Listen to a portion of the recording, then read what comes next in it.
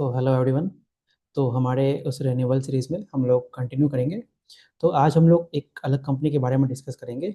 इसका नाम Oriana power है। ऐसे में रिलेटेड कंपनी है। तो ये अभी तक हमने जितनी भी कंपनियां देखी है, वो या तो आपके सोलर मॉड्यूल मैन्युफैक्चरर्स थे, आपके, या फिर ईपीसी वाले कंपनीज हो गए, या फिर आपके आईपीपी कंपनीज हो गए। ठीक है, जो कि आपके पावर प्रोड्यूस करके उनको सेल करते हैं। या फिर एट द सेम टाइम हमने देखा जो विंड एनर्जी के जो सेक्टर की कंपनियां हैं उनको भी हमने देखा। तो जब हम लोग आज जो ये कंपनी देख रहे हैं ना, ये एक डिफरेंट तरह की कंपनी है। तो ये बेसिकली आपका इंटीग्रेटेड सोलर सॉल्यूशंस प्रोवाइड कराती है। इंटीग्रेटेड सोलर सॉल्यूशन से आप लोग क्या समझते हैं? इंटीग्रेटेड कहने का मतलब भी यही हो गया कि सिर्फ ये लोग एक सेगमेंट में मतलब रेस्ट्रिक्टेड कंपनी नहीं है। इनकी जो पोर्टफोलियो है वो एक diversified kind of a portfolio है। और इसमें ये लोग क्या काम करते हैं? ये लोग जैसे कि अपने आपके सोलर प्लांट्स तो लगाते ही हैं। जनरली ये आपके जो सीएनआई कस्टमर्स हो गए, पीएसयूज हो गया, या फिर आपके इनविट्स हो गई, मतलब जो आप इनसे परचेज करेगी प्रोजेक्ट्स, या फिर जैसे आपके सीमेंट प्लांट्स हो गए, कोल प्लांट्स हो गए। तो इन सभी जगहों पे जाके ये उनके लिए सोलर के, जैसे रूफटॉप सोलर हो गया, उस तरह के प्रोजेक्ट्स लगाते हैं ये लोग। तो अगर आप इनका ट्रांजिशन देखोगे ना, पिछले कुछ सालों में कैसे ट्रांजिशन हुआ, तो जनरली ये इनके जो मैनेजमेंट टीम है वो काफ़ी यंग है। तो आप देखेंगे पिछले धीरे धीरे जब मतलब जैसे इन लोगों ने ट्रांजिशन किया है, पहले ये लोग जस्ट एक इंस्टॉलेशन और commissioning kind of A company थी। मतलब जैसे किसी ने प्लांट वगैरह लगा दिया, जो फाइनल उसकी कमीशनिंग करनी है वहीं पे ये लोग आते हैं। वो एक sort of a contracted kind of a job हो गया। तो वो इतना लुक्रेटिव जॉब नहीं था इनके लिए, उतना मार्जिन एक्रेटिव जॉब नहीं था वो। तो धीरे धीरे वहाँ से इन लोगों ने स्विच किया। फिर ये लोग आगे बढ़ के अपने ईपीसी के प्रोडक्ट्स में गए। तो ईपीसी में ये लोग सोलर सोलर के ईपीसी करते थे। फिर वहाँ से डाइवर्सिफाई किया इन्होंने। फिर उन्होंने अपने सोलर पार्क्स वगैरह में जाने लग गए। फिर अभी जो इनका ट्रांजिशन हो रहा है, जैसे जैसे इंडिया में रिन्यूएबल की थीम चेंज हो रही है, तो अभी ये लोग कोशिश कर रहे हैं आपका, जैसे बैटरी सेगमेंट में जाना चाह रहे हैं। फिर आपकी ग्रीन अमोनिया वाले सेगमेंट में जा रहे हैं। और जो वो बायोगैस होती है, कोल बेस्ड मीथेन, उस वाले प्रोजेक्ट सेगमेंट में भी जा रहे हैं। तो this is how this company is transition हो रहा है इन कंपनी का। और इसी डायरेक्शन में ये लोग अगले 3-4 साल में ये लोग धीरे धीरे उस तरह उसकी ओर प्रोग्रेस कर रहे हैं। तो ये इसलिए इन्होंने जो अपना कंपनी का नाम भी दिया, इसलिए ये लोग खुद को ट्रू आरडी कहते हैं। मतलब सिर्फ एक पर्टिकुलर आरडी सेगमेंट में नहीं है, जो पूरा चेन है। जैसे कि आप सपोज कीजिए एक सोलर प्लांट लग रहा है, तो सोलर प्लांट के साथ में ही वहीं पे ये लोग बैटरी लगा लेंगे। तो दिन में उसी सोलर प्लांट से मतलब जब हाई प्रोडक्शन ऑफ सोलर होगा, या फिर ग्रिड से या फिर खुद के प्लांट से बैटरी को चार्ज करेंगे, और शाम को उस बैटरी से पीक आवर्स में जब पावर की डिमांड ज़्यादा होगी तो उसी बैटरी को डिस्चार्ज करेंगे वहाँ से। तो वहाँ से भी मतलब आर्बिट्राज होगा, उनका एनर्जी आर्बिट्राज होगा। फिर ये लोग कैसे उसी प्रोजेक्ट का यूज़ करेंगे, जो आपकी रिन्यूएबल एनर्जी बन रही है वहाँ पे। तो जैसे अभी इंडिया अगर आप देखेंगे, तो जैसे आपके बहुत सारा आपके ये नेचुरल गैस हो गया, फिर पेट्रोलियम हो गया, ये सारे इंपोर्ट करता है बाहर से, क्योंकि हमारे देश में उतनी खदान नहीं है, मतलब एनर्जी पेट्रोलियम की उतने ऑफशोर या फिर ऑनशोर लोकेशंस नहीं है। तो ये इसमें काफ़ी इंडिया के पैसे खर्च होते हैं। तो गवर्नमेंट का भी पुश है पूरा ग्रीन हाइड्रोजन की तरफ। अब ग्रीन हाइड्रोजन की तरफ क्यों है? बिकॉज उसमें जो प्रोडक्शन होती है आपकी, बेसिकली वाटर की इलेक्ट्रोलाइसिस करते हैं। इलेक्ट्रोलाइसिस क्या होता है? पानी के मॉलिक्यूल्स को आप ब्रेक करते हो तो हाइड्रोजन हाइड्रोजन बनता है, और उसको फिर आप यूज़ करते हो अलग अलग प्रोसेसेस में। तो वहाँ से कैसे उसका यूज़ करके आप मिथेनॉल बनाओगे, और जैसे आपका कोल बेस्ड बायोगैस प्लांट हो गई, वहाँ से आपका मीथेन निकलेगा। तो उन सबको यूज़ करके कैसे वो इंडस्ट्रियल केमिकल्स बनाएंगे, जैसे कि आपकी मिथेनॉल बनता है, जो बचपन में हम लोग हमारे केमिस्ट्री लैब्स वगैरह में मतलब जो हमारे कंपोनेंट्स होते थे, ऑर्गन्स वगैरह होते थे एनिमल्स के, उनको स्टोर करने के लिए रखा जाता था। फिर तो ये सारे प्रोडक्ट्स हो गए। तो अब इसके लिए भी जो पावर यूज़ करेंगे वो लोग रिन्यूएबल से ही यूज़ करेंगे। तो एक तरह से क्या क्या हो गया कि रिन्यूएबल की एनर्जी हमने यूज़ की, उससे ग्रीन हाइड्रोजन प्रोड्यूस किया। तो ये बेसिकली एक मेथड है जिससे जो आपकी जो अमोनिया या ग्रीन हाइड्रोजन की जो डिपेंडेंस है, जो पहले हम लोग आपका नेचुरल गैस या फिर पेट्रोलियम पर डिपेंडेंट रहते थे, तो उसको भी बेसिकली हम लोग रिन्यूएबल से ब्रेक करने की कोशिश कर रहे हैं। मतलब रिन्यूएबल का यूज़ करेंगे ताकि हमारी इम्पोर्ट डिपेंडेंस कम हो जाए। तो इस तरह से मैंने बताया आपको कि एक तो इनकी सोलर पे ये लोग ग्रो करेंगे। दूसरा वहीं से बैटरी आएगी, बैटरी का कैसे आप एनर्जी आर्बिट्राज में यूज़ करोगे। थर्ड आपका जो ग्रीन हाइड्रोजन की तरफ ये लोग जा रहे हैं, उसमें कैसे आप यूज़ करेंगे। उसके बाद आप ग्रीन अमोनिया, जो इंडिया का मिशन भी है, ग्रीन हाइड्रोजन मिशन या फिर ग्रीन अमोनिया मिशन है, जिसके वजह जो कंट्री है वो 5 मिलियन मेट्रिक टन्स प्रति ईयर ग्रीन अमोनिया या फिर ग्रीन हाइड्रोजन प्रोडक्शन की बात करती है बाई FY 30। जिसके लिए गवर्नमेंट की वो SIGST साइड स्कीम भी है, strategic invention for green hydrogen something like that.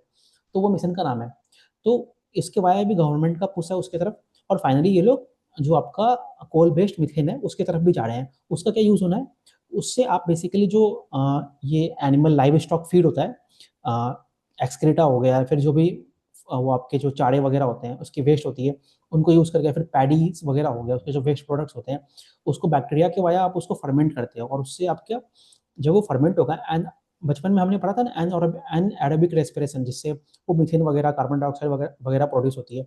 तो वहाँ से आप वो मीथेन को लोगे और उसको फिर अगेन प्रोसेसिंग करके आप मिथेनॉल में कन्वर्ट करोगे, एलपीजी में लिक्विफाइड पेट्रोलियम गैस वगैरह उस तरह से यूज़ करेंगे। तो again it will be a way of waste to wealth conversion. तो ये सारे सेगमेंट की तरफ ये एनर्जी ये कंपनी भर रही है। तो इसको हम लोग ध्यान में रखते हुए लेट अस बिगिन। तो मैं स्क्रीन शेयर करता हूँ।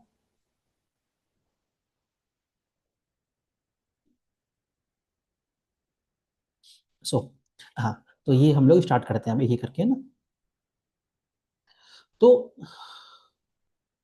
तो ये कंपनी के बारे में है, बट अभी स्टार्ट करने के पहले ही मैं आपको बोलता हूँ कि ये जो कंपनी है ना, कंपनी के नंबर्स तो बहुत ही अच्छे आ रहे हैं, S M A related company है।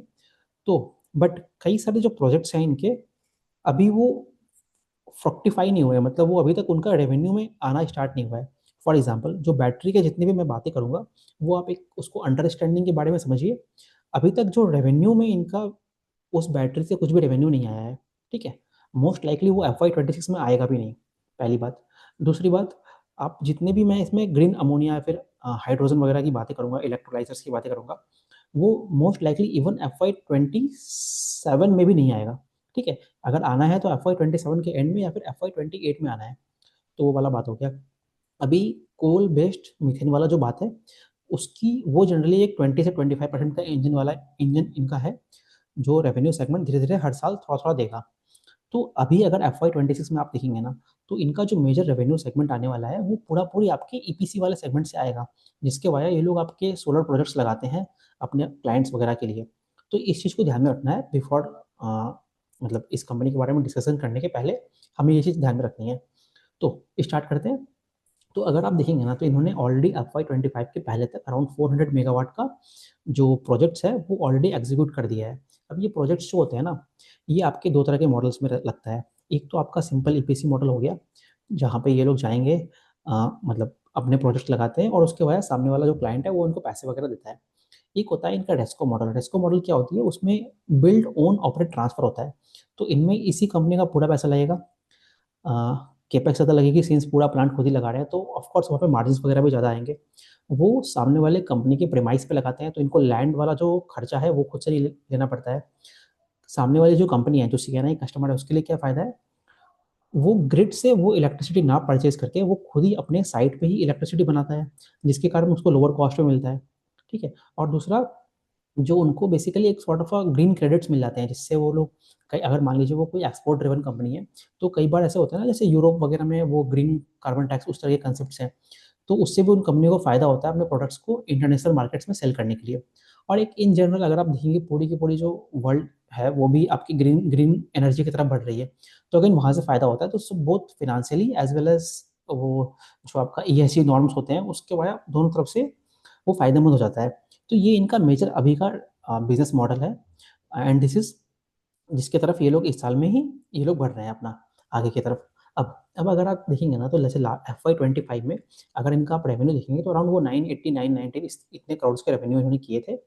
और एट द सेम टाइम अगर आप इनकी प्रोजेक्ट पाइपलाइन देखोगे, और जब ये प्रोजेक्ट पाइपलाइन यहाँ पे कहते हैं ये लोग 1800 मेगावाट प्लस की, तो ये पूरा पूरा ये लोग ईपीसी वाले की बात कर रहे हैं, ठीक है।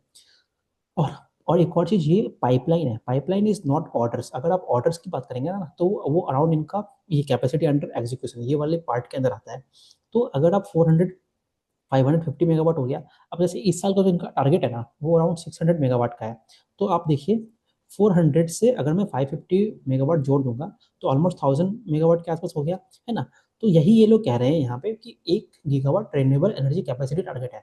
तो ये जो 1 गीगावाट है, that is a cumulative target, not the amount of projects they will execute in FY 26। सो अगर मैं इनका डिफरेंस निकालूंगा, तो अप्रोक्सीमेट 600 मेगावाट आएगा। तो 400 से 600 मेगावाट कितना होता है, रफली अराउंड 2.5 टाइम्स का ग्रोथ है। सो यहीं से हमें एक एग्जैक्टली एक आप इनके डायरेक्टली रेवेन्यू गाइडेंस की तरफ एक काइंड ऑफ हम थॉट प्रोसेस दे सकते हैं कि कितना रेवेन्यू ग्रोथ रहेगा इनका इस साल में, क्योंकि बाकी जो प्रोजेक्ट्स हैं वो तो इस साल लाइक 90% चांस है कि वो इस साल नहीं आएंगे। मतलब ग्रीन हाइड्रोजन वाला प्रोजेक्ट है वो तो 100% ही नहीं आना है। अब बैटरी वाले का कितना आएगा वो हम धीरे धीरे डिस्कस करते हैं। फॉर एग्जाम्पल बैटरी वाले की अगर आप देखेंगे ना, तो इनका जो लंबा टारगेट है FY30 तक का वो मैं एंड में डिस्कस करूंगा। बट अभी जैसे अगर आप देखेंगे ना, तो ये लोग यहाँ पे बोलते हैं कि 400 मेगावाट का बैटरी के प्रोजेक्ट्स, मेगावाट आवर के बैटरी प्रोजेक्ट्स इन्होंने विन किया है। अब बैटरी प्रोजेक्ट्स तो इन्होंने विन किया है, बैटरीज आएगी, वो इंस्टॉल होंगी, तो वो कब होगा उसमें जनरली 8 to 10 मंथ्स तो लगेंगे ना।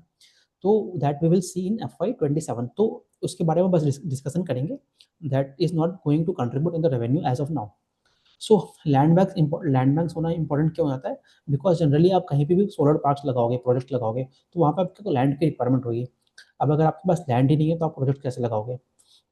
सो हाँ, अगेन ये बैटरी वाले सेगमेंट में 400 का तो ऑर्डर इनको है ही इनके पास, और 700 मेगावाट का ऑर्डर इन पाइपलाइन है। अब जो इनका FY26 का टारगेट है, यहाँ पे ये लोग कहते हैं कि हम अराउंड 1 GWh बैटरी का ऑर्डर FY26 में विन करना चाहते हैं। एक तरह से अगेन पॉइंट नोट कीजिए, ये ऑर्डर्स विन करना चाहते हैं, not the execution part. So again ये इंपॉर्टेंट चीज़ है। वन मोर थिंग, यहाँ पे ग्रीन हाइड्रोजन के बारे में भी ये लोग कह रहे हैं। तो जब ये आप 10,000 मेट्रिक टन्स पर एनम की बात करते हो, ये यहाँ पे ये बोल रहे हैं कि ई फ्यूल्स एलोकेशन है। एलोकेशन मतलब क्या है? जैसे जो गवर्नमेंट की साइट स्कीम है उसके अंदर क्या होता है कि मान लीजिए उसके अंडर कुछ ओवरऑल कुछ एक्स अमाउंट ऑफ टारगेट है, तो लोग बिड करेंगे उसको जाके। अब सबको तो अलोकेट किया जाएगा ना कि भाई आप इतना लगाइए, आप इतना लगाइए। तो दे आर सेइंग कि दिस मच अमाउंट हमको मिला है कि हम ये प्रोजेक्ट एग्जीक्यूट कर सकते हैं। तो दैट इज द एलोकेशन। अभी तक उसके बारे में वो कहाँ लगेगा? ऑफकोर्स ये लगेगा आपका मध्य प्रदेश में, ठीक है। तो और ये लोग साथ में ये भी कह रहे हैं कि 40,000 metric ton per annum again ये पाइपलाइन में है।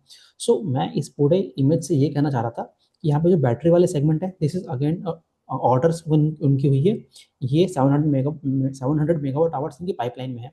ग्रीन हाइड्रोजन वाला that is just the allocation. इसको एग्जीक्यूट करने के लिए इनको इलेक्ट्रोलाइजर पूरे प्लांट चाहिए।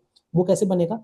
वो आपके ये जो हाइड्रोजन इलेक्ट्रोलाइजर की गीगा फैक्ट्री वाली बात हो रही है ना, जब ये लग जाएगी तो उसके बाद ये लोग इसको एग्जीक्यूट करेंगे, ठीक है। तो अगेन मैं आगे और डिस्कस करता हूँ इस चीज़ों के बारे में। सो दिस इज अगेन, ये लोग बता रहे हैं कि क्या इनका लास्ट ईयर रहा है। जैसे कि मैंने बोला अप्रोक्सीमेट आप मान लीजिए 1,000 करोड़ के आसपास इनका आपका ये रेवेन्यू रहा था। और 1,000 करोड़ के रेवेन्यू पे अगर मैं पैट देखूंगा 158 करोड़ का है, तो रफ फिगर है अराउंड 16% का पैट मार्जिन है इनका। और यहाँ पे इन्होंने लिख भी दिया है। So that is the thing, ये पैट मार्जिन आप याद रखिए, बिकॉज एंड में जब हम लोग इनका वैल्यूएशंस करेंगे तो वहाँ पे हमें काम आएगा। सो कि ये स्टैंड अलोन को आई एम लिविंग, क्योंकि बहुत क्या है कि इनकी बहुत सारी सब्सिडरीज कंपनी है। कंपनी बनाते हैं, सब्सिडरीज क्यों बनाते हैं? क्योंकि उनसे प्रोजेक्ट एग्जीक्यूट करना आसान हो जाता है। सॉर्ट ऑफ स्पेशल स्पेशल वो पर्पस व्हीकल्स होता है, उस तरह से आप समझ लीजिए। तो that is the thing. So again these are the numbers. तो हमें दिख ही रहा है कि कंपनी काफ़ी अच्छा मतलब नंबर्स रिपोर्ट करती है। और अगर आप वैसे भी देखेंगे ना, तो ये कंपनी लास्ट फाइनेंशियल ईयर में one of the highest PAT growth company in SME segment था। So the projects execution and जो इनके नंबर्स आ रहे हैं और जो ऑपरेटिंग लेवरेज मिल रहा है, वहाँ पे तो ये कंपनी बिल्कुल स्टैंड आउट करती है। That is the correct thing to say. So again these are the numbers. Numbers को मैं स्किप करता हूँ कि बहुत सारी चीज़ें मुझे डिस्कस करनी है। ओके, इस स्लाइड में आपको मैं एक चीज़ दिखाना चाहता हूँ। आप सिंपली देखिए यहाँ पे ट्रेड रिसीवर्स देखिए। तो जब एक छोटी कंपनी इतने फास्ट पेस में ग्रो करेगी, जब इनका रेवेन्यू ही 2x 3x के आसपास हो रहा है, तो आपकी जो ट्रेड रिसीवर्स होंगे वो भी तो उतने ही मतलब उतने ही बढ़ेंगे। बट अगर आप देखेंगे ना, तो ये जो बढ़ा है ये उससे भी ज़्यादा रेट से बढ़ा है, अप्रॉक्सीमेट 4 टाइम्स से भी ज़्यादा है। तो 8 4 32, तो 4.5 टाइम्स बढ़ा है। ऐसा क्यों है? क्योंकि कई सारे जो इनके कस्टमर्स होते हैं वो आपके PSU कस्टमर्स भी हैं। तो वहाँ पे अगेन आपकी जो मतलब वर्किंग कैपिटल साइकिल होती है वहाँ पे तो और ज़्यादा डिले, मतलब लंबी डेट सी होती है। और वैसे भी ये लोग तो, अब ये आप सोचिए कि कोई एक कंपनी है, आप एक कंपनी हो, क्या आप अपना प्रोजेक्ट छोड़ोगे? मान लीजिए आपका जो क्लाइंट है वो एक जैसे कि JK सीमेंट है, इनका एक क्लाइंट है, दालमिया भारत में इनका क्लाइंट है। तो जब ये इतनी बड़ी बड़ी कंपनियां इनसे अपने प्रोजेक्ट्स एग्जीक्यूट करवाएगी, तो क्या ये उस कंपनी के साथ उनके उस कंपनी के सामने इनकी नेगोशिएटिंग पावर है? वो तो नहीं है ना। तो जो टर्म्स पे प्रोजेक्ट एग्जीक्यूट होंगे तो वहाँ पे उतना बार्गेनिंग ये लोग कर नहीं पाएंगे। तो अगेन वो सारे भी इशूज हो जाते हैं, जिसके कारण इन कंपनी के इन्वेंटरीज और ट्रेड रिसेबल्स, ये सारे पैरामीटर्स में थोड़ी कंपनी लैक करती है। तो वो अगेन जैसे जैसे कंपनियां ग्रो करेंगी तो वो तो इम्प्रूव होते जाएगा। बट डिस्पाइट दैट इनका जो कैश फ्लो है वो आप देखेंगे तो वो पॉजिटिव है। वो ऐसा क्यों है? क्योंकि इनकी जो बिजनेस है उसमें जो मार्जिन प्रोफाइल होती है वन ऑफ द हाईएस्ट है इनके सेक्टर में। तो अगेन ये लोग कहते हैं कि ये क्या है ना, ये भी इंटरेस्टिंग है थोड़ा सा, मैं आपको बताता हूँ। तो क्या है ना, जैसे FY 25 में देखेंगे तो बीच में क्या हुआ था, इस कंपनी का जो ऑर्डर आने की जो मतलब पेस थी वो थोड़ी स्लो हो गई थी। अब जैसे मैंने कल एक वीडियो बनाया था, वहाँ पे मैंने ऑर्डर बुक्स के बारे में बहुत अच्छे से एक्सप्लेन किया था कि क्या क्या पैरामीटर को चेक करना पड़ता है हमें। तो एक तो आप वो देख लीजिएगा, आपको और अच्छे से अंडरस्टैंडिंग आएगी। But again adding one more point apart from all those points here, तो आप सोचिए कि मैं अगर ऑर्डर लेते जाऊंगा एज अ कंपनी, तो ऑर्डर लेने की तलाश में क्या मैं वो मार्जिन को ही मिस कर रहा हूँ? तो वो तो दिक्कत हो जाएगी ना। तो वही ये कंपनी कहती है, या फिर कोई भी इन जनरल ईपीसी कंपनी है, ईपीसी कंपनी के लिए सबसे बड़ा इशू क्या है? मैं ऑर्डर लेने के चक्कर में अगर मैं अपने मार्जिन मिस कर रहा हूँ, तो वैसे ही ईपीसी बिजनेस में बहुत ज़्यादा कंपटीशन होता है, तो वहाँ पे वो कंपनी लूज करती है। तो वही ये कंपनी भी कहना चाहती है कि जब मार्केट में मार्जिन्स कम हो रहे थे तो वहाँ पे हमने कंजर्वेटिव अप्रोच लिया और वहाँ पे हमने ऑर्डर्स लेना थोड़ा कम कर दिया। बट अगेन जैसे अब ये सोचिए, अगर उसी टाइम पे जो बाकी प्लेयर्स हैं वो लोग अपने ऑर्डर्स ले रहे हैं, तो जब उनकी जो कैपेसिटी है वो ऑर्डर्स पूरी फुल हो जाएगी। मतलब कोई भी कंपनी की तो एक लिमिटेड कैपेसिटी है ना कि कितना प्रोजेक्ट मैं एग्जीक्यूट कर सकता हूँ। अब ऐसा तो है नहीं कि मैं जाके पूरे दुनिया के प्रोजेक्ट एग्जीक्यूट करूंगा। माई execution capability will depend upon what kind of infrastructure and what kind of plants and the raw material and sourcing power I have। तो वही कहते हैं कि जब बाकी प्लेयर्स ने अपने अपने ऑर्डर बुक फुल कर लिए, तो वहां पे इनको मार्जिन प्रोफाइल इंप्रूव होते हुए देखी और इन्होंने बेटर मार्जिन प्रोजेक्ट प्रोजेक्ट की तरफ अपना फोकस बढ़ा दिया। तो इसीलिए that this is one of the reason कि इनका जो मार्जिन प्रोफाइल है वो भी और भी अच्छा है। तो ये मैं बताना चाहता। अगेन अगर आप देखेंगे इनकी जो ग्रोथ स्ट्रैटेजी है उसके बारे में अगर मैं बात करूंगा, तो जैसे कि इन्होंने बोला है कि जैसे मैंने स्टार्टिंग में भी डिस्कस किया, तो इनका आपका आईपीपी पोर्टफोलियो है। तो तो आईपीपी का पोर्टफोलियो अभी तो उन्होंने 400 मेगावाट का एग्जीक्यूट कर दिया है और जो टारगेट है इनके FY 26 के लिए वो 1000 का है। तो अगेन वहाँ पे से 2.5x की ग्रोथ ये लोग टारगेट कर रहे हैं। हाइड्रोजन के बारे में मैंने बोला आपको, 10,000 मेट्रिक टन पर एनम का एलोकेशन अभी हुआ है, 40,000 पाइपलाइन में है और FY 28 तक ये लोग 50,000 मेट्रिक टन पर एनम की तरफ टारगेट कर रहे हैं। अब आप एक और इसको इंपॉर्टेंट नोट कीजिए, जो गवर्नमेंट का टारगेट है नेशनल ग्रीन हाइड्रोजन मिशन के अंदर, वो आपका 5 million metric ton per annum है। तो ये लोग कितना कितना उस पर अपना मार्केट शेयर की तरफ देख रहे हैं, 1% ऑफ मार्केट शेयर देख रहे हैं। जब ये इतनी छोटी कंपनी 1% ऑफ मार्केट शेयर देखती है, तो that is again a big thing in that. So आने वाले टाइम में अगर ये कंपनी एग्जीक्यूट करते रहेगी तो यहाँ से ये लोग बहुत अच्छा खासा अपना रेवेन्यू ग्रोथ दे सकते हैं आने वाले टाइम में। अब इसी में एक और चीज़ मैं बोलूँगा, एक अच्छा पॉइंट है। तो जब आप ग्रीन हाइड्रोजन या फिर इस तरह के डेरिवेटिव्स इनके प्रोडक्ट्स में जाते हैं ना, तो जनरली जो इस इस प्रोडक्ट सेगमेंट में जो मार्केट लीडर है वो आपका चाइना है। ठीक है, बोथ इलेक्ट्रोलाइजर मैन्युफैक्चरिंग में उसके जो बैलेंस ऑफ मटेरियल हो गए प्लांट्स वगैरह के, जो बाकी कंपोनेंट्स हो गए उसमें देख लीजिए, या फिर एनोड्स बनाने हैं, मेम्ब्रेन बनते हैं। मेम्ब्रेन मतलब जिससे वाटर एक तरफ से जाके दूसरी तरफ निकलती है, ब्रेकिंग होती है उस मॉलिक्यूल्स वगैरह की। तो वो सारे जो कंपोनेंट्स है वो पूरा चाइना एक तरह से कंट्रोल करता है। तो जो वर्ल्ड का है China+1 पॉलिसी है, और जितने भी टैरिफ वॉर चल रहे हैं, तो बेसिकली सारी कंट्रीज चाइना से डाइवर्सिफाई करना चाहती है। तो इनका जो मार्केट है ना, जैसे आप देखेंगे यूरोप हो गया, यूएसए हो गया, फिर जापान हो गया, तो यहाँ पे ये लोग कंट्रीज जो है वो अपना चाइना से डाइवर्सिफाई करना चाहता है। तो इसीलिए ये कंपनी क्या कर रही है, अपना पार्टनरशिप करके नए नए एरियाज में जाके वहाँ पे अपॉर्चुनिटीज मतलब लुकआउट कर रही है कि हम वहाँ पे भी अपने प्रोडक्ट्स को सेल कर सके। तो these are what this company is trying to do with all the hydrogen and its derivatives में क्या आएंगे, जैसे वो ई मेथनॉल वाला हो गया, अमोनिया वगैरह बनेगा उससे, और करके उसका आगे प्रोसेस में ले जाके उसको, तो वो सारी चीज़ें हैं। तो बैटरी वाली चीज़ भी है अगेन, जैसे कि मैंने बोला कि 1 गीगावाट आवर का ये लोग FY 26 में ऑर्डर बुक प्लान कर रहे हैं, और दूसरा FY 30 तक 3.5 गीगावाट आवर इन्होंने बोला है। बट अगर आप देखेंगे ना, ये लोग जो एग्जीक्यूशन की बात करते हैं, ये लोग कहते हैं कि हम FY 28 तक ही उस टारगेट को अचीव कर लेंगे, क्योंकि इंडिया में डिमांड बहुत अच्छा है। अब ये डिमांड कैसे अच्छा है, ये आप मेरे एल्पेक्स सोलर वाला जो वीडियो है वहाँ पे आपको काफ़ी अच्छा डिटेल में मिलेगा। यहाँ पे जस्ट एक साइड नोट में कहता हूँ कि गवर्नमेंट का जो फोकस है पूरा ये इलेक्ट्रिसिटी कर्व जो है, मतलब दोपहर में सोलर सोलर बहुत ज़्यादा हो जाती है, शाम को तो नहीं है। तो वहाँ पे जो उसको कर्व को फ्लैटन करना है, मतलब एक जैसा डिमांड प्रोफाइल होना चाहिए, तो उसके लिए बैटरी की रिक्वायरमेंट हो जाता है, और उसके लिए वायबिलिटी गैप फंडिंग भी गवर्नमेंट दे रही है। तो उन सभी चीज़ों से बैटरी में इनका BESS में भी सिंस डिमांड बहुत ज़्यादा है, तो again that is why this company is trying to go in that direction also, because these things are kind of a low hanging fruit for this kind of a company. So ये है अभी strategic land acquisition जो मैं बात कर रहा हूँ। कोई भी प्रोजेक्ट लगाना है, हमें लैंड की रिक्वायरमेंट है। अब मान लीजिए डिमांड इतना है बट मेरे पास लैंड ही नहीं है, तो मैं तो वो डिमांड को फुलफिल ही नहीं कर पाऊंगा ना, then what is the purpose of having that much of demand. तो अगेन ये जो फोकस कर रहे हैं, जैसे कि अगेन सारी की सारी जो कंपनीज है वो हाई रेडिएशन जोन जहाँ पे आपकी कनेक्टिविटी स्ट्रांग है उस तरफ जाना चाहती है। तो अगेन ये आपके सदर्न स्टेट्स हो गया, फिर जो आपकी ईस्ट वेस्टर्न साइड के स्टेट्स हो गया, राजस्थान वगैरह, तो वहाँ पे ये लोग ट्राई कर रहे हैं अपना। और स्ट्रैटेजिक इनिशिएटिव्स में मैं यहाँ पे 3-4 पॉइंट बोलूँगा।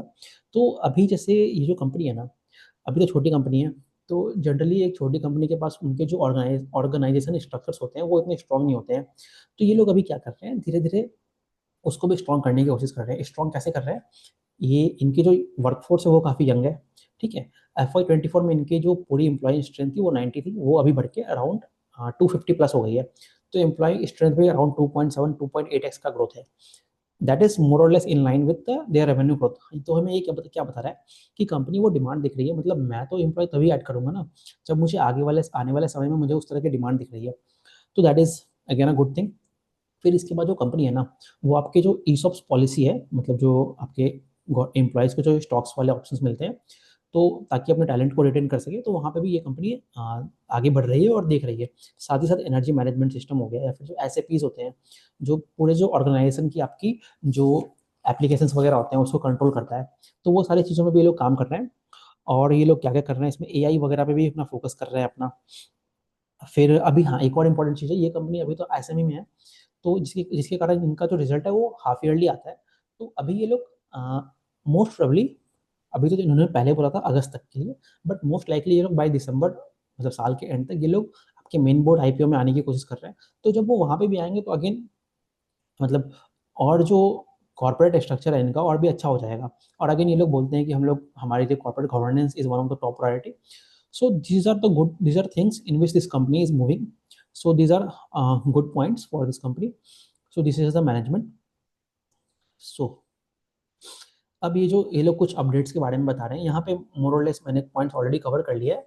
तो ये हो गया। इसमें जो मैंने एक पॉइंट मिस हुआ है अभी तक, वो आपका कोल बेस जो आपका CBG है, जो बायोगैस वाली फ्यूल है, उसमें ये लोग कहते हैं कि 42 टन्स पर डे इतना हम लोग डिलीवर करेंगे, ठीक है। और उसमें 20-25% की ग्रोथ दिख रहा है ये हर साल में।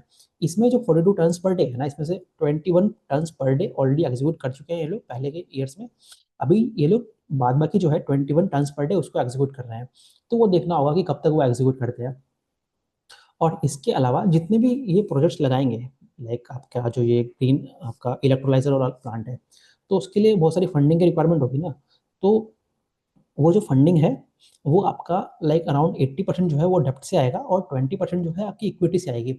Equity but the cash flow, यहाँ पे ये लोग आपका इक्विटी डाइल्यूशन नहीं करेंगे। That is a good thing, मतलब आपकी EPS का डाइल्यूशन नहीं होने वाला है, तो that is good for the investors. So again BESS वाला पॉइंट मैंने कवर कर लिया है।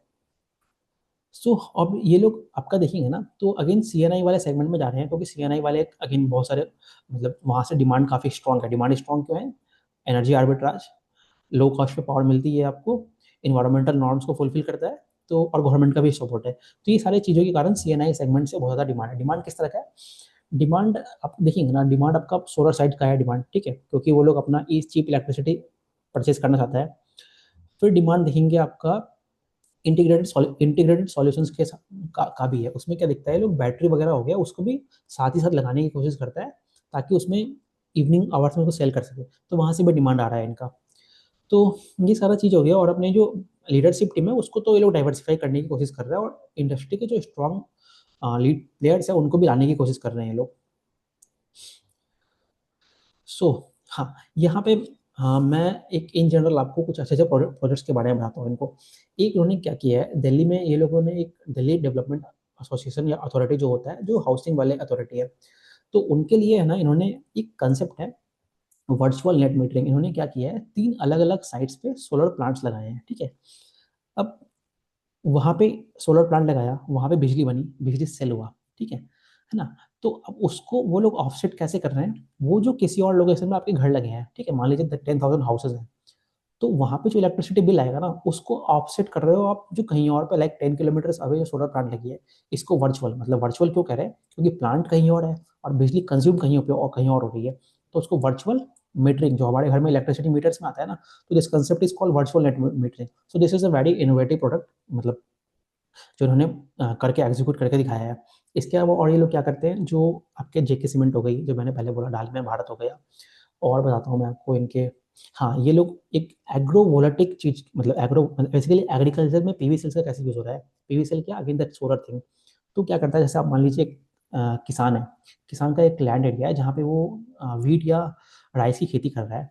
तो उसी के आस-पास अगर आप देखेंगे ना, तो आप मान लीजिए आपने सोलर मॉड्यूल्स लगा दिए, तो उसी एरिया का आप डुअल यूज़ कर रहे हो। एक तो आपका सोलर मॉड्यूल्स लग गया जहाँ से इलेक्ट्रिसिटी प्रोड्यूस प्रोड्यूस हो रही है और उसी जगह में आपकी खेती भी हो रही है। तो वहाँ से कार्बन को डुअल इनकम आ गया। तो that is also a good step. तो ये कुछ मतलब बेसिक प्रोजेक्ट्स मैंने बताए हैं जो ये लोग अच्छे से एग्ज़ीक्यूट कर रहे हैं। तो यहाँ पे ये जो मैंने आपको कोल बेस मीथेन वाला का बताया था कि 20 turns per day already execute हो गया है, बाकी इनका 21 टन्स पर डे एग्ज़ीक्यूट होना है और उसमें again pipeline is not an order again. So ये सारी चीज़ें हो गई and the other points I think I have covered all these points. तो ये सारे पॉइंट्स हो गए। हाँ, एक और चीज़ मैं कहता हूँ, यहाँ पे ये लोग जो आईएसटीएस कनेक्टिविटी के बारे में मैं कुछ बताना चाहता हूँ। क्या होता है ना, जैसे मान लीजिए पहले जो ये प्रोजेक्ट्स करते थे ना, तो मान लीजिए एमपी में कोई इन्होंने सोलर प्लांट लगाया, है ना? किसी सीएनआई कस्टमर के लिए। अब वो कस्टमर तो वहीं पे है ना, आपके एमपी के अंदर ही। अब मान लीजिए प्लांट कहीं और लगा है, कस्टमर कहीं और है आपका मतलब जो कंज़म्पशन होनी है उस पावर की कहीं और होनी है। तो वो कैसे आप लेके जाएँगे? उसके लिए तो आपको एक पूरी बहुत लंबी सी वायर चाहिएगा ना। तो उसी के लिए यहाँ पे ये आईएसटीएस या फिर सीटीओ, सीटीओ होती है सेंट्रल ट्रांसमिशन यूटिलिटी, जो प्लानिंग करता है इन बड़े-बड़े वायरों को बिछाने के लिए। और आईएसटीएस क्या होता है? इन लाइनों को कहते हैं। तो मान लीजिए राजस्थान में कोई एक लाइन लग राजस्थान में एक प्लांट लगा, उसका कंज़म्पशन होना है आपका वेस्ट बंगाल में। तो ये आईएसटीएस लाइन के वाया होगा। तो वही बता रहे हैं ये लोग कि अभी ये लोग उस सेगमेंट में भी जाने वाले हैं। तो इसीलिए सिंस इतनी लंबी-लंबी ये लाइन्स होती हैं, उसको यूटिलिटी सेगमेंट कह देते हैं। तो इसके वाया ये लोग इस सेगमेंट में भी स्टार्ट कर रहे हैं। इनका आई थिंक पहला प्रोजेक्ट ही है। और अगर आप देखेंगे ना, तो बहुत सारे जो प्रोजेक्ट्स हैं इनके, अब ये सिर्फ ऐसा नहीं है कि सोलर प्रोजेक्ट करेंगे, वो एक integrated sort of a project होगा। तो उसी में आपके आपके सारे सोलर वाले भी आ जाएँगे, बैटरी वाला भी आ जाएगा और ग्रीन हाइड्रोजन वाला भी आ जाएगा। तो ये तो इनके कुछ रेस्को मॉडल जो मैंने बताया था, क्लाइंट के साइट पे जाके पूरा केपेक्स करेंगे और 15-20 ईयर्स का sort of a PPA kind of agreement हो जाएगा। पीपीए क्या? Power purchase agreement. तो ये कुछ प्रोजेक्ट्स हैं इनके। सो ये तो हो गया। ओके, सो ये मैं एक सेकंड मैं आपको एक चीज़ और दिखाता हूँ।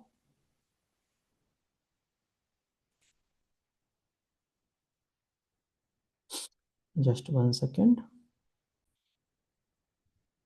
तो यहाँ पे इन्होंने बहुत ही अच्छे से पूरा अपना एक्सप्लेन किया है, तो मैं ये आपको दिखाना चाह रहा था। तो आप देखेंगे मैं एक ही करके सब सब के बारे में बोलता हूँ। तो जैसे बैटरी के बारे में उन्होंने कहा है कि 3.5 गीगावाट होगा बाय 2030, जो उन्होंने बोला है बाय एफवाई 28 तक ही हम लोग कर लेंगे, है ना? That that is one point. आपका कोल बेस गैस का मैंने बोल दिया अराउंड 20 से 25% का ग्रोथ देख रहे हैं ये लोग। अभी ईपीसी का सेगमेंट जो है एफवाई 30 तक ये लोग अराउंड 6 गीगावाट देख रहे हैं। एफवाई 26 में कितना देख रहे हैं? 1 गीगावाट, ठीक है? अब 1 gigawatt that is equivalent to how much megawatt? तो उससे हम लोग है ना एफवाई 26 का रेवेन्यू ग्रोथ का टारगेट दे सकते हैं। तो मैंने आपको स्टार्टिंग में बोला था कि अराउंड 1000 करोड़ इन्होंने एफवाई 25 में किया है, 600 करोड़ इस साल करेंगे। तो अगर आप रफ प्रोपोर्शन में निकालेंगे तो इनका जो रेवेन्यू गाइडेंस आएगा वो 2000 से 2500 करोड़ आएगा एफवाई 26 के लिए, ठीक है? और अगर आप ये 6 गीगावाट को देखेंगे ना एफवाई 30 तक, ये कितना इक्विवेलेंट है टारगेट मतलब रेवेन्यू पोटेंशियल के टारगेट में। तो अब जनरली आप देखिए ना 2.5 से 6 को आप सिंपल रेशियो में कर सकते हैं हम लोग। तो वैसे भी मैनेजमेंट भी इसी एंगल में कहता है कि जस्ट बाय द ईपीसी अगर आप देखेंगे ना, तो एफवाई 28 28-29 तक ये लगभग-लगभग 10,000 करोड़ का रेवेन्यू के आसपास आसपास पहुँचता है। वैसे ही ग्रीन हाइड्रोजन के बारे में जो हमने बात किया कि ये लोग एफवाई 26 में आपका एफवाई 26 में 500 ये आपका मेगावाट का टारगेट रख रहे हैं और एफवाई 27 में अगेन 500 मेगावाट का 2 फेज़ में इनकी जो गीगावाट वाली जो फैक्ट्री है, वो आएगी। अच्छा, एक और पॉइंट यहाँ पे मिस हो गया था। तो ये जो गीगावाट फैक्ट्री बननी है ना इनकी, ये इनका बनेगा एक स्प्लिट वाटर करके एक कंपनी है, foreign company, I think Canadian company है, उसके साथ पार्टनरशिप करके बना रहे हैं ये लोग, बना रहे हैं। तो उससे क्या फ़ायदा होगा, तो वो कंपनी सिंस ऑलरेडी इस सेगमेंट में है, तो वहाँ पे जो उनका जो इनको जो केपेक्स लगेगा ना और जो प्रोडक्ट की कॉस्ट आएगा वो काफ़ी कम आएगा, तो वहाँ से भी इनको मार्जिन में हेल्प मिलेगा। तो ये हो गया। सो ये तो इंडिया, दिस इज एक जनरल स्लाइड है। So this points I have discussed. So मुझे एक दो बातें और डिस्कस करनी है, just one second, I will share the PPT. तो this slide I have also shared on my Twitter. तो यहीं पे अगर आप देखेंगे ना, यहाँ पे लोग कितने अच्छे से एक्सप्लेन कर देते हैं कि FY 25 में अगर आप देखेंगे तो 400 मेगावाट का एग्जीक्यूशन हो गया था, FY 26 में अगेन 1 गीगावाट का एग्जीक्यूशन टारगेट कर रहे हैं। FY 30 तक वो 6 गीगावाट के बारे में बोल रहे हैं। अब ये IPPs क्या है, IPPs के बारे में अभी भी उतना अच्छे से क्लैरिटी नहीं है, बट जो मुझे लगता है मैं वो बताता हूँ आपको। IPPs की वजह क्या करेंगे ना ये लोग सोलर पार्क एक तरह से बनाने की कोशिश कर रहे हैं। अब वो सोलर पार्क को क्या करेंगे, उसको जनरली इंस्टीट्यूशनल क्लाइंट्स हैं उनको सेल करेंगे, ठीक है, सेल करेंगे मतलब क्या, उससे पावर सेल करेंगे, ठीक है, उनसे एग्रीमेंट में आएंगे। और साथ ही साथ ये लोग इन्विट्स को बेचेंगे। इन्विट्स क्या होता है, इंफ्रास्ट्रक्चर इन्वेस्टमेंट ट्रस्ट होते हैं, जिसमें जो रिटेल मतलब जो नॉर्मल पब्लिक होती है वो आके छोटे छोटे उसके फोलियोज खरीदते हैं, मतलब लाइक 100 रुपये में 200 रुपये में खरीदेंगे, और मेरा पैसा वो जाके उनके प्रोजेक्ट्स में लगेगा। और इससे जो कंपनी होगी लाइक एन ओरियाना, वो पैसे लाइक सॉर्ट ऑफ जैसे कैपिटल मार्केट से लोग पैसे मनी एक्वायर करता है, तो वैसे ही वहाँ से वो पैसे एक्वायर करेगी, और ओरियाना जैसी कंपनी उस पैसे को अगेन यूज़ करेगा नए प्रोजेक्ट्स में। तो उसको इन्विट्स मॉडल कहते हैं। ये सिर्फ ये कंपनी यूज़ नहीं करती है। आप अगर एक्मी सोलर वाली मेरी वीडियो देखोगे, तो वहाँ पे भी वो लोग भी जो उनके जो प्रोजेक्ट्स लग गए, जैसे 1200 मेगावाट का प्रोजेक्ट आया था, उसको भी मे बी वो लोग इन्विट्स में उसको मोनेटाइज करेंगे। तो ये पूरा मेथड है कैसे वो पूरे जो इंफ्रास्ट्रक्चर प्रोजेक्ट्स होते हैं कैसे वो मोनेटाइज किए जाते हैं। तो वो हो गया। सिमिलरली अगर आप बैटरीज को देखोगे, तो ऑर्डर की पाइपलाइन उन्होंने ऑलरेडी 400 मेगावाट का आवर का इनको ऑर्डर मिल गया है, तो जो कि FY 30 तक 3.5 गीगावाट आवर के बारे में गीगावाट में जाना है। और again for the green hydrogen, वो आपका 10,000 मेगावाट, सॉरी मिलियन, सॉरी ये MTP है, जो tons metric tons per annum है। और ये आगे जाके 40,000 वाला जो उनका पाइपलाइन में है, ठीक है। और इलेक्ट्रोलाइजर फैसिलिटी जो है वो इनकी 500 मेगावाट वाली 2 फेज में आने वाली है, FY 26 और FY 27 में। तो ये सारे पॉइंट्स थे जो मुझे डिस्कस करने थे। सो कुछ और पॉइंट्स मैं डिस्कस कर लेता हूँ, मैं देख लेता हूँ कुछ पॉइंट्स तो मिसिंग नहीं है। सो वो जो स्प्लिट वाटर कंपनी थी वो एक USA बेस्ड कंपनी थी। और एक मैं इशू की बात करना चाहता हूँ यहाँ पे। तो अगर आप देखेंगे ना, जो सिंस चाइना की पूरी जो इलेक्ट्रोड सप्लाई है और जितने भी मेम्ब्रेन्स वगैरह है वो चाइना कंट्रोल करता है, पूरा ये जो इलेक्ट्रोलाइजर वैल्यू चेन है वो चाइना कंट्रोल कर रहा है। तो चाइनीज मार्केट में जिस तरह की प्राइसेस होंगी, तो उसके कारण एक इशू रह सकता है कि किस तरह से ये कंपनी के जो इलेक्ट्रोलाइजर वाला प्लांट लगना है 1 गीगावाट वाला, उसमें इशूज आ सकते हैं। तो that is a point that we have to keep on tracking. So ये हो गया हमारा। तो एक और चीज़, जब इनके बैटरी वाले प्रोजेक्ट्स आएंगे ना, तो उसका जो मार्जिन प्रोफाइल होगा, सिंस ये पूरा प्लांट खुद से लगाएंगे वहाँ पे और इलेक्ट्रोलाइजर वाला खुद से लगाएंगे, तो वहाँ पे जो मार्जिन प्रोफाइल होगी वो और इंप्रूव होकर आएगी एज कम्पेयर टू सोलर। तो that is again a good sign for the company, मतलब जो प्रोडक्ट मिक्स है कंपनी का वो एक हाई मार्जिन प्रोडक्ट की तरफ बढ़ेगा। तो वो हो गया। ओके, नाउ ये वाला डिस्कस कर लिया मैंने। ओके, नाउ फाइनली, अब जैसे अगर आप FY 26 देखेंगे ना, तो जो इनका रेवेन्यू का स्प्लिट देखेंगे तो अराउंड 80% इनका EPC से आएगा, और बाकी 20% ये लोग कहते हैं बैटरी से आएगा। बट अगेन देखते हैं बैटरी से कितना ये लोग एग्जीक्यूट कर पाते हैं इस साल में। अभी तक तो कुछ एग्जीक्यूट हुआ नहीं है, सारे ऑर्डर्स की बातें चल रही हैं। FY 27 में अगर आप देखेंगे ना, तो अराउंड 70% अगेन इनका EPC वाले सेगमेंट से आएगा, 30% बैटरी से आएगा, जो कि अगेन रियलिस्टिक लगता है। FY 28 में देखेंगे तो ये 30-30-30 स्प्लिट में हो जाएगा, ठीक है। लगभग 30-35% आपका सोलर से हो जाएगा, बैटरी वाला भी अराउंड 30-35% पे आएगा। अब FY 28 से आपके जो इलेक्ट्रोलाइजर वाली जो कैपेसिटी या फिर ई मेथनॉल वगैरह हो गया, वो सारे सेगमेंट है, वो FY 28 से आना है। सो यही मेरे साथ मतलब इस कंपनी के बारे में बात है कि अभी ऑल्दो बातें तो इस कंपनी के बारे में बहुत ज़्यादा है, ठीक है, और दिख भी रहा है गवर्नमेंट का सपोर्ट भी है, और कंपनी का एग्जीक्यूशन भी है वो भी काफ़ी अच्छा है पिछले कुछ सालों से, ठीक है। और इस साल भी इन्होंने अच्छे नंबर्स रिपोर्ट किए हैं, और दिख भी रहा है कि आगे भी अच्छा ही नंबर रिपोर्ट करेंगे। But at the same time एक चीज़ है कि ये कंपनी बहुत ज़्यादा MOUs के बारे में बात करती है, ठीक है। मतलब जब MOUs का मतलब ये नहीं है कि अभी तक ऑर्डर्स एग्जीक्यूट हो गए हैं, तो ऑर्डर्स एग्जीक्यूट होना, ऑर्डर में मतलब पहले तो एमओयू कन्वर्ट होगा ऑर्डर में और ऑर्डर कन्वर्ट होगा एग्जीक्यूशन में, तब हमें रेवेन्यू दिखेगी बैलेंस शीट पे। तो वो हमें वेट एंड वॉच में ट्रैक करते रहना पड़ेगा। सो वो हो गया। और एट द सेम टाइम मैंने आपको सिर्फ ईपीसी में ही बोला था कि सिंस 6 गीगावाट का ये लोग ईपीसी में टारगेट कर रहे हैं, तो उसी से जो रेवेन्यू पोटेंशियल है ना, अगर आप देखेंगे मतलब इनका रेवेन्यू टारगेट्स देखोगे आप अराउंड FY 28-29 तक का, मतलब आज से 3 साल बाद तक का, तो ये लोग 10,000 करोड़ के आसपास कह रहे हैं। तो अगर मैं FY 25 से 28 तक का मतलब जो रेवेन्यू गाइडेंस देखेंगे ना, वो अगर मैं निकालता हूँ तो आप खुद भी निकाल सकते हैं 1,000 करोड़ से आपका अप्रोक्सीमेट 10,000 करोड़ के आसपास। और FY 26 में रहेगा इनका कितना रहेगा, 2000 से 2,500 करोड़ तक रहेगा। तो ओवरऑल ओवरऑल अगर आपने इसका रेवेन्यू CAGR निकाला तो अराउंड 70% के ऊपर आता है। अब ये बात हो गई। तो अगेन कंपनी एग्जीक्यूट अच्छा कर रही है, बट हमें अगेन एक्साइटेड बहुत ज़्यादा नहीं होना है, क्योंकि बहुत सारे एमओयूज हैं और बहुत सारे मूविंग पार्ट्स हैं अभी इस कंपनी में। तो बैटरी अभी तक कुछ भी नहीं आया है, आपका इलेक्ट्रोलाइजर वाली कुछ कुछ भी चीज़ नहीं आई है, ग्रीन हाइड्रोजन अमोनिया में किस तरह से होना है अभी तक कुछ उसका मतलब सिर्फ ऑन द टॉकिंग स्टेज है, तो हमें वो देखना पड़ेगा। तो again we will keep on tracking this company. Final अगर आप मैं इस कंपनी के वैल्यूएशंस की बात करूँ, तो मैंने स्टार्टिंग में आपको कहा था FY 25 में इसका 1,000 करोड़ का रेवेन्यू रेवेन्यू रहा था। And on the conservative side अगर आप देखेंगे FY 26 में ये लोगों ने 2,000 से 2,500 करोड़ के बीच में बोला है। ठीक है। अब मैंने आपको स्टार्टिंग में ही बोला था, आप याद कीजिए अप्रॉक्सीमेट पैट मार्जिन इनका 16% था, और कंपनी कहती है कि हम अपने मार्जिन प्रोफाइल को ऑलमोस्ट बना के रखेंगे।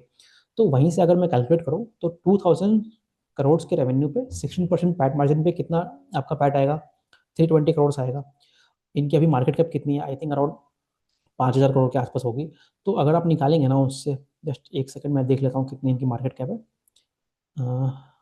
Just 1 second. तो इनका मार्केट कैप अराउंड 5,500 करोड़ के आसपास है। तो इनका अगर आप फॉरवर्ड पैट देखोगे, आप फॉरवर्ड पी देखोगे FY 26 के लिए, तो वो अराउंड 17 के आसपास आता है। तो अगर रीजन मतलब काफ़ी सस्ता दिखता है हमें। तो ये सारा बात हो गया इस कंपनी के बारे में। So we will keep on tracking this company, let us see how they execute. Execution तो अच्छा ही है, and hopefully they will keep on executing since industry में बहुत बहुत सारे टेलविंड्स है। So this is all which I wanted to discuss about Oriana. Thank you very much.